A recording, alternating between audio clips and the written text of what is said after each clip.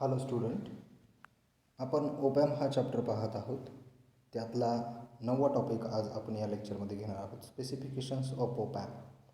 यातील काही स्पेसिफिकेशन आपण शिकलेलो आहोत, जसं की input bias current, input offset current आणि इनपुट ऑफसेट व्होल्टेज. हे 3 मुद्दे आपण या मागच्या लेक्चरमध्ये आपण शिकलेलो आहोत. या लेक्चरमध्ये आपल्याला शिकायचं आहे slew rate, drift, open loop gain, close loop gain आणि फ्रिक्वेन्सी रिस्पॉन्स ऑफ ओपॅम. हे जे काही स्पेसिफिकेशन्स आहेत हे आपल्याला ओपॅमची क्वालिटी आणि त्याच्या जे काही इंटरनल फॅक्टर्स आहेत ते दर्शवतात. त्याच्यातला जो चौथा स्पेसिफिकेशनचा मुद्दा आहे तो आहे स्लीव रेट. याच्या अगोदरचे 3 मुद्दे आपण पाहिलेले आहेत: input offset current, input offset voltage आणि इनपुट बायस करंट. हे 3 मुद्दे आपण अगोदरच्या लेक्चरमध्ये पाहिलेले आहेत. आत्ताच्या लेक्चरला आपल्याला स्लीव रेट आणि त्याच्यानंतरचे काही मुद्दे पाहायचे आहेत. तर बघा, स्लीव रेट हा जो काही इम्पॉर्टंट फॅक्टर आहे, हा जो काही ही जी काही स्पेसिफिकेशन आहे, हा ज्यावेळेस आपण ए सी सप्लायसाठी आपण ज्यावेळेस ओपॅम वापरतो त्यावेळेस हा जो काही स्लीव रेट हा फॅक्टर आहे हा खूप इम्पॉर्टंट आहे. स्लीव रेट म्हणजे काय, तर rate of change of output voltage per unit time. Rate of change of output voltage म्हणजे तुमचं जे काय आउटपुट व्होल्टेज आहे ते पर युनिट टाईमने चेंज होणं. आणि हा जो काही रेट आहे तो मॅक्झिमम असेल तर त्याला काय म्हटलं जातं, स्लीव रेट असं म्हटलं जातं. Rate of change of output voltage per unit time, ही जे काय आहे त्याला स्लीव रेट असं म्हटलं जातं. जर तुम्ही डायग्रॅममध्ये पाहिलं तर स्लीव रेट कसा असावा, तर स्लीव रेट हा जितका कमीत कमी असेल तितका कमीत कमी तो असावा. म्हणजे स्लीव रेट हा 0 असावा. आणि त्याचं जे काही तो स्लीव रेट जो आहे तो कशामध्ये मोजतात, तर व्होल्ट्स पर मायक्रोसेकंड्स म्हणजे व्होल्टेज आणि टाईममध्ये तो मोजला जातो. व्होल्ट्स पर मायक्रोसेकंदमध्ये त्याला मेजर केलं जातं. आता जर तुम्ही डायग्रॅममध्ये पाहिलं 2 वेव्हफॉर्म दाखवले आहेत बघा. एक स्क्वेअर वेव्ह दाखवलेली आहे आणि एक साईन वेव्ह दाखवलेली आहे इनपुट साईडला. म्हणजे ओपॅमला जर आपण स्क्वेअर वेव्ह इनपुट साईडला जर दिली आणि जर त्याचा स्लीव रेट हा जास्तीत जास्त जर असेल, म्हणजे आउटपुट जर मॅक्झिमम चेंज होत असेल, स्लीव रेट जास्त म्हणजे आउटपुट जास्त, output rate of change of output हे जास्त असणार आहे. आले लक्षात.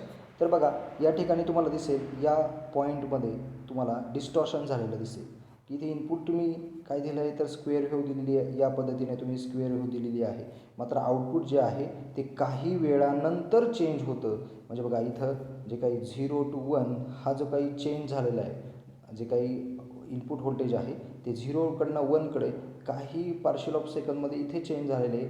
पण मात्र आउटपुटकडे जर तुम्ही पाहिलं तर इथं तुम्हाला काही वेळ लागतो आहे बघा चेंज होण्यासाठी. आउटपुट जे आहे तो चेंज होण्यासाठी वेळ लागतो आहे. हा जर वेळ कमी असेल म्हणजे स्लीव रेट काय असेल, कमी. जर स्लीव रेट कमी असतं तर आपल्याला आउटपुटसुद्धा या पद्धतीने भेटले असतं. मात्र इथे स्लीव रेट जास्त असल्यामुळं तुम्हाला या ठिकाणी काही वेळ लागतो आहे. त्याला डी टी असं म्हटलं डी टीने दर्शवलं जातं. हा जो काही डी टी आहे तो काय, rate of change of output voltage. इथे काय, तुमचा आउटपुट व्होल्टेजला खूप वेळ लागलेला आहे चेंज होण्यासाठी आणि म्हणून आपल्याला या ठिकाणी डिस्टॉर्शन झालेलं दिसतं. जे काय आउटपुट 0कडनं 1कडे जाण्यासाठी जो काय लागणारा वेळ आहे या स्लीव रेटमुळे तो जास्त लागतो. आता त्याच पद्धतीने जर तुम्ही या ठिकाणी पाहिलं तर इथं साईन वेव्ह दाखवलेली आहे आणि साईन वेव्ह जे आहे त्याचं मात्र आपल्याला साईन वेव्हच आउटपुट यायला हवं पाहिजे होतं या पद्धतीने. मात्र आपल्याला आउटपुट कसं भेटतं आहे, स्क्वेअर वेव्ह. कारण जे काही चेंज होतो आहे तो चेंज व्हायला टाईम लागतो आहे. जे काही स्क्वेअर वेव्ह पीक पॉईंट गाठायला त्याला टाईम लागतो आहे. त्यामुळे ते इथं आपल्याला काय, हा जो काही पीक पॉईंट आहे, हा जो काही पीक पॉईंट आहे हा पीक पॉईंट गाठण्यासाठी आपल्याला इथे आउटपुटला किंवा ओपॅमला टाईम लागतो आहे. आणि म्हणून आपल्याला इथे स्क्वेअर वेव्ह दिसते. जी काही दिसायला हवी होती साईन वेव्ह, मात्र इथं आपल्याला स्क्वेअर वेव्ह भेटते कारण या स्लीव रेटमुळे. मग स्लीव रेट कशाने डिनोट केला जातो, तर स्लीव रेट हा यसने डिनोट केला जातो आणि त्याचं जे काही मॅथमॅटिकल इक्वेशन आहे ते आहे डी किंवा derivative of output voltage on D T. आणि हा कशात मोजतात, तर व्होल्ट्स पर मायक्रो सेकंदमुळे. आता हे झालं सगळं की स्लीव रेट म्हणजे काय आणि स्लीव रेटमुळे काय होतं. तर स्लीव रेट म्हणजे काय, rate of change of output voltage, rate of change of output voltage per unit time. ठीक आहे, ही त्याची डेफिनेशन झाली. आणि आपल्याला स्लीव रेटमुळे काय होतं, स्लीव रेट कसा असावा, तर हा कमीत कमी असावा. जितका कमी असेल तितका आउटपुट काय असेल, बेटर असेल. बरोबर. आणि दुसरं काय सांगितलं, त्याचा जो काही स्लीव रेट आहे तो यसने डिनोट केला जातो. त्याचं मॅथमॅटिकल इक्वेशन हे दाखवलेलं आहे. आता हा जो स्लीव रेट आहे तो का ऑकर होतो, तर त्याची दोन कारणं आहेत. पहिलं कारण म्हणजे काय, म्हणजे कशामुळं स्लीव रेट क्रिएट होतो, प्रोड्यूस होतो, तर त्याची दोन कारणं आहे. पहिलं कारण म्हणजे आपण जे काही कॅपॅसिटर्स वापरतो, वापरतो, बायपास कॅपॅसिटर असतील किंवा कपलिंग कॅपॅसिटर्स जे आहेत ते आपण कॅपॅसिटर वापरतो ओपॅममध्ये. तर ह्या कॅपॅसिटरमुळे आपल्याला किंवा ह्या कॅपॅसिटन्समुळे आपल्याला स्लीव रेट बघायला मिळतो. म्हणजे कॅपॅसिटर हे एक कारण झालं. आणि दुसरं जे कारण आहे ते म्हणजे, पहिलं कारण झालं कॅपॅसिटर आणि दुसरं जे काही कारण आहे ते म्हणजे काय, अनवॉन्टेड फीडबॅक. जो आपण जे काही अनवॉन्टेड फीडबॅक टाकतो आहे, म्हणजे ओपॅममध्ये आपण जो फीडबॅक टाकतो आहे आणि तो जर अनवॉन्टेड असेल, अनवॉन्टेड म्हणजे नको तिकडे जर फिरलेला एखादा फीडबॅक असेल, तर ह्या फीडबॅकमुळे सुद्धा तुमचं स्लीव रेटमध्ये चेंज होऊ शकतो आणि तुमचं आउटपुट जे आहे ते डिस्टॉर्टेड येऊ शकतं. अशी स्लीव रेटसाठी दोन कारणं आहेत. एक कॅपॅसिटर, जो ॲम्प्लिफायरमध्ये आपण कॅपॅसिटर वापरतो तो, आणि दुसरा म्हणजे फीडबॅक जो आपण वापरतो आहे पण तो अनवॉन्टेड गरज नसलेला फीडबॅक. आपल्याला फीडबॅकची गरज पडतेच, मात्र तुम्ही जर चुकीचा फीडबॅक जर टाकला तर त्या ठिकाणी तुमचा जे काय आउटपुट आहे ते डिस्टॉर्ट होण्याची शक्यता असते. समजलं सगळ्यांना स्लीव रेट. नेक्स्ट स्पेसिफिकेशन बघा काय, नेक्स्ट स्पेसिफिकेशन आहे ड्रिफ्ट. आता ड्रिफ्ट ही टर्म जी आहे किंवा हा जो शब्द आहे तो रिलेटेड टू टेम्परेचर आहे. बघा, हा टेम्परेचरशी निगडीत आहे. आता आपल्याला सगळ्यांना माहिती आहे की कोणता पण ओपॅम असू द्यात, कोणती पण सिस्टीम असू द्यात, त्याचं एक टेम्परेचर रेंज ठरलेली असते. मग ही जी काही टेम्परेचर रेंज आहे ती जनरली 25 डिग्री सेल्सिअस, म्हणजे जे काय आपलं रूम टेम्परेचर आहे ते 25 डिग्री सेल्सिअस असतं. आणि ह्या 25 डिग्री सेल्सिअसला कोणता पण सिस्टीम किंवा कोणता पण कंपोनंट हा चांगला आउटपुट देत असतो. ज्यावेळेस तुमचं टेम्परेचर जे आहे ओपॅमचं, जर टेम्परेचर काय झालं, ओपॅमचं टेम्परेचर म्हणतो मी, ओपॅमचं टेम्परेचर हे इन्क्रीज किंवा जर डिक्रीज झालं तर त्याचा परिणाम जो आहे त्याच्या परफॉर्मन्सवर दिसतो. आणि हा परफॉर्मन्स जो आहे तो इन्क्रीज किंवा डिक्रीज होऊ शकतो. शक्यतो डिक्रीज होतो. आणि ह्या डिक्रीज झाल्यामुळं जो काही इफेक्ट होतो त्याला तुम्ही काय म्हणू शकता, तर ड्रिफ्ट असं म्हणू शकता. समजले सगळ्यांना ड्रिफ्ट ही संकल्पना. ठीक आहे. नेक्स्ट जी स्पेसिफिकेशन आहे ते आहे ओपन लूप गेन. आता ओपन लूप गेन आपण सगळ्यांनी पाहिलेला आहे. ओपन लूप कशाला म्हणायचं, तर जो काय ओपॅम आहे तुमचा विथआउट फीडबॅक. ओपॅम विथआउट फीडबॅक म्हणजे काय, तर आपण डायग्रॅमच्या माध्यमातून त्याला समजून घेऊयात. बघा, ओपॅम हा आपण विथआउट फीडबॅक म्हणजे इथे कोणताही फीडबॅक तुम्हाला दिसणार नाही. आउटपुटकडे इनपुटकडे हे आउटपुट आहे आणि हे इकडे इनपुट असतं. याला दोन इनपुट्स असतात, एक इन्व्हर्टिंग एक नॉन इन्व्हर्टिंग. हे आपण सगळं बघितलेलं आहे. पण इथे तुम्हाला कोणताही फीडबॅक दिसत नाही. आणि जर इथे फीडबॅक नसेल याला तुम्ही काय म्हणू शकता, ओपॅम ॲज अ ओपन लूप. ठीक आहे. आता हा ओपन लूपमध्ये आपण जोडलेला आहे, म्हणजे कोणताही क्लोज लूप केलेलं नाही. म्हणजे काय, आउटपुटकडनं इनपुटकडे कोणताही फीडबॅक घेतले नाही. तर या अशा पद्धतीच्या ओपॅमला काय म्हणायचं, तर ओपन लूप ओपॅम. आणि त्याचा जो काही गेन असतो, गेन म्हणजे काय, तर आपल्याला गेन म्हणजे काय सगळ्यांना माहिती आहे. गेन म्हणजे काय, तर gain is equal to output upon input. हे आपल्याला सगळ्यांना माहिती आहे. तर हा जो काही गेन असतो, आउटपुट अपॉन इनपुटचा जो काही गेन असतो किंवा ओपन लूपचा जो काही गेन असतो हा खूप हाय असतो, व्हेरी हाय. म्हणजे ही ओपॅमची स्पेशालिटी आहे. जी काय ओपन लूप गेन असतो ओपॅमचा हा खूप जास्त हाय असतो, खूप जास्त असतो. जर आपण थ्योरेटिकली पाहिलं तर असं म्हणतात की ओपन लूप गेन हा काय असतो, इन्फिनिटी असतो. मात्र प्रॅक्टिकली जर आपण पाहिलं तर तो जवळजवळ 10⁵ पर्यंत असतो. समजले सगळ्यांना. आणि हा जो काही ओपन लूप गेन आहे तो दर्शवला जातो ए व्हीने. त्याचं जे काही इक्वेशन आहे ते A V is equal to output upon input आहे. समजले सगळ्यांना. ठीक आहे. Next close loop gain.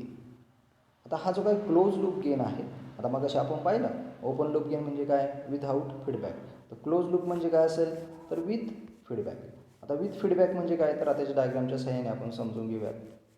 जो काय ओपॅम आहे त्याला काय असणार इथे आता मात्र फीडबॅक असणार आहे. फीडबॅक दोन प्रकारचा असू शकतो, एक निगेटिव्ह फीडबॅक, एक पॉझिटिव्ह फीडबॅक. मात्र ओपॅममध्ये हा निगेटिव्ह फीडबॅक वापरला जातो. निगेटिव्ह म्हणजे काय, तर इन्व्हर्टिंग टर्मिनलला आपण काय करतो, फीडबॅक देतो आउटपुटकडनं इनपुटकडे. जो काही पाथ टाकलेला आहे त्याला तो निगेटिव्हकडे म्हणजे किंवा निगेटिव्ह टर्मिनलला जोडलेला आहे, म्हणून याला आपण असं म्हणू शकतो इथे निगेटिव्ह फीडबॅक आपण ओपॅममध्ये वापरत आहे. तर ओपॅम विथ फीडबॅक आणि त्याचा जो काही गेन असेल सेम इक्वेशन असणारे output gain is equal to output upon input. आता ह्याचा जो काही गेन असतो हा कंट्रोल असतो. त्याचं कारण का, आता ह्याला कंट्रोल कोण करतं ह्या गेनला, मग असे आपण पाहिलं की ओपन लूपमध्ये आपण गेन कंट्रोल करू शकत नाही किंवा आउटपुट जे आहे ते स्टेबल ठेवू शकत नाही. ते गेन चेंज झाला की आउटपुट चेंज होणार आहे. कारण ओपन लूपमध्ये कोणताही गेन जो आहे तो कंट्रोल ठेवता येत नाही. आणि जर गेन कंट्रोल नसेल तर आउटपुटचं इक्वेशन आपल्या सगळ्यांना माहिती आहे, आउटपुट इज इक्वल टू काय येईल ह्याच इक्वेशनवरनं, output is equal to gain into V in. आता गेन इंटू जर व्ही इन असेल तर गेन चेंज झाला तर तुमचं आउटपुट चेंज होणारच आहे. म्हणून आपल्याला इथे गेन कंट्रोल करायचा आहे किंवा गेन जे काय आउटपुट आहे ते स्टेबल ठेवायचं आहे. त्यासाठी आपण काय करतो इथे या ठिकाणी फीडबॅक जोडतो. आणि हा फीडबॅक काय करतो, आपल्याला आपला जो काही गेन आहे त्याला कंट्रोल करण्याचं काम, कमी किंवा जास्त करण्याचं काम कोण करत असतं, तर हे जो काही फीडबॅक रेजिस्टर आहे तो करत असतो. हा जो काही गेन आहे क्लोज लूप गेन हा दर्शवला जातो ACLने, जसं की तिकडे AVने दर्शवला जात होता तसं इथे ACL म्हणजे क्लोज लूप गेनने दर्शवला जातो. आणि त्याचं आउटपुट इक्वेशन तेच असतं, आउटपुट अपॉन इनपुट. समजलं सगळ्यांना. आणि ह्याचा जो काही प्रॅक्टिकली जर आपण विचार केला तर प्रॅक्टिकली ह्याचा जो काही गेन असतो तर अबाउट 10⁻³ टू 10⁻5 पर्यंत आपण काय करू शकतो, त्याला कंट्रोल करू शकतो बाय प्रॅक्टिकल. समजलं सगळ्यांना क्लोज लूप गेन. ठीक आहे. नेक्स्ट आहे फ्रिक्वेन्सी रिस्पॉन्स. आपला जो काही शेवटचा टॉपिक किंवा 8 नंबरचं जे काही स्पेसिफिकेशन आहे ते आहे फ्रिक्वेन्सी रिस्पॉन्स ऑफ ओपॅम. आता ह्या फ्रिक्वेन्सी रिस्पॉन्समध्ये आपल्याला काय बघायला भेटतं बघा, याच्यामध्ये तुम्ही जर पाहिलं ही जी काही दिसते ती फ्रिक्वेन्सी रिस्पॉन्स दिसतोय. इकडे एक्स ॲक्सिसला तुम्हाला फ्रिक्वेन्सी दिसते आणि वाय ॲक्सिसला तुम्हाला काय दिसतोय, गेन दिसतोय. ठीक आहे, व्होल्टेजचा जो काही गेन आहे तो दिसतोय.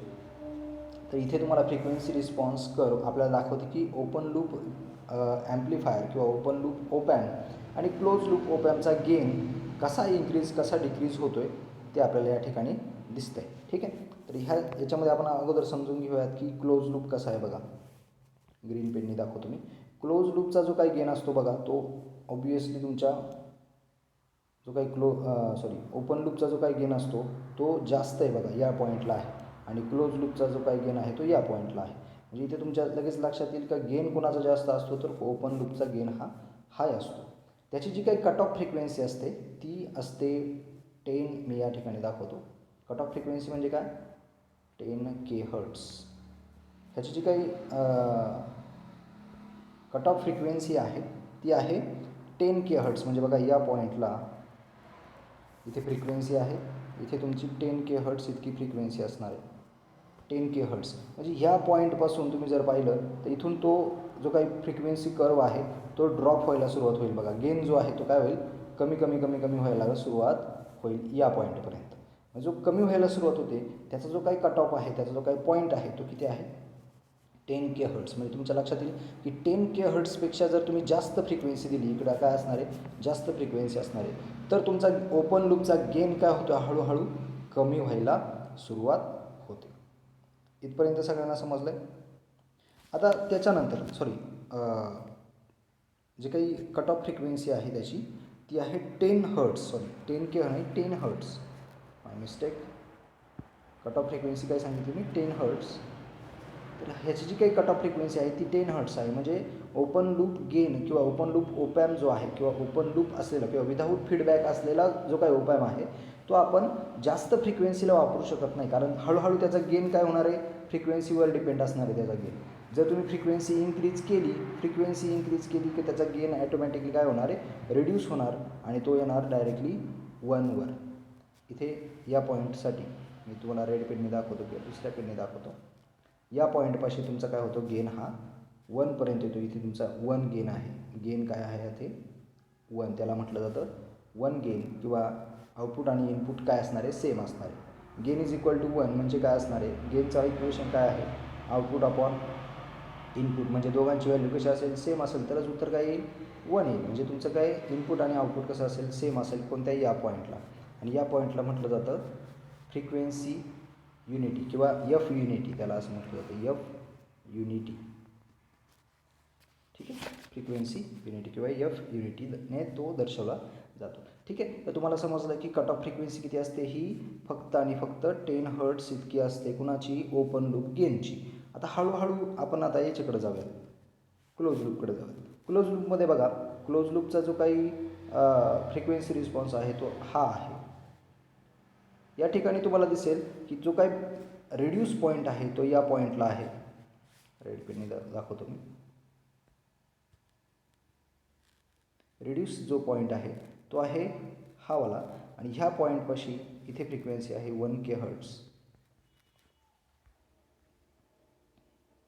1K हर्ट्स इतकी फ्रिक्वेन्सी आहे. म्हणजे याचं जी काही कट ऑफ फ्रिक्वेन्सी असणार आहे ती किती असणार आहे, क्लोज लूपसाठी जी कट ऑफ फ्रिक्वेन्सी असणार आहे ती किती असणार आहे, 1K हर्ट्स इतकी त्याची कट ऑफ फ्रिक्वेन्सी असणार आहे.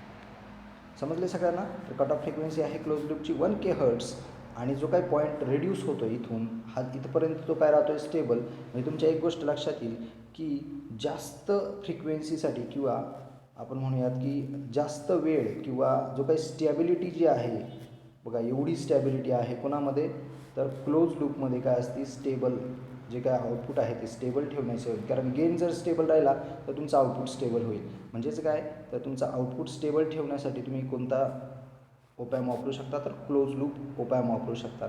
आणि जर ह्या डायग्राममध्ये तुम्ही वरती बघाल तर या ठिकाणी तुमचं जे काय आउटपुट आहे ते स्टेबल फक्त आणि फक्त 10 हर्ट्सपर्यंत जी काही फ्रिक्वेन्सी आहे तिथपर्यंतच फक्त ओपन लूप जो ओपॅम आहे किंवा ओपन लूप गेन आहे तो स्टेबल राहतो आहे फक्त 10 हर्ट्स इतक्या फ्रिक्वेन्सीपर्यंतच. मात्र जसजशी आपण फ्रिक्वेन्सी इन्क्रीज करू तसं तुमचं आउटपुट काय राहणार आहे, मग आउटपुट अनस्टेबल होणार आहे. कारण गेन तुमचं काय होणार आहे, डिक्रीज होणार आहे. तर हे जे काय आहे, हा जो काही फ्रिक्वेन्सी कर्व आहे हा आपल्याला ओपन लूप गेन आणि क्लोज लूप गेन यांचा फ्रिक्वेन्सी रिस्पॉन्स कर्व दाखवते. ते आपण ह्या टॉपिकमध्ये पाहिलेलं आहे. या ठिकाणी तुमचं स्पेसिफिकेशन्स ऑफ ओपॅम हा टॉपिक इथे संपतो आहे. आणि नेक्स्ट लेक्चरमध्ये आपण लिनियर ॲप्लिकेशन्स ऑफ ओपॅम, मग ॲप्लिकेशन्स कोणते कोणते आहेत, आपण कुठे कुठे वापरू शकतो ओपॅमला.